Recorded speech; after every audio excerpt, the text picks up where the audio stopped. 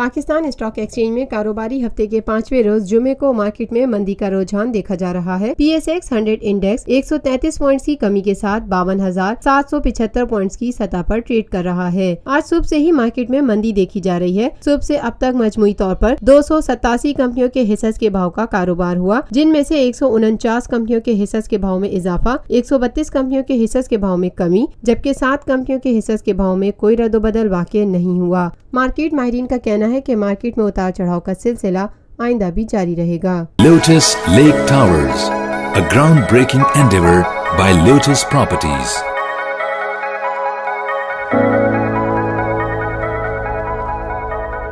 मुल्की, बैनुल-अक़वामी, समाजी, सियासी, तिजारती, सकाफती, तफरीही, मालूमाती और खेलों से जुड़ी हर छोटी बड़ी खबर का मरकज TNN TV।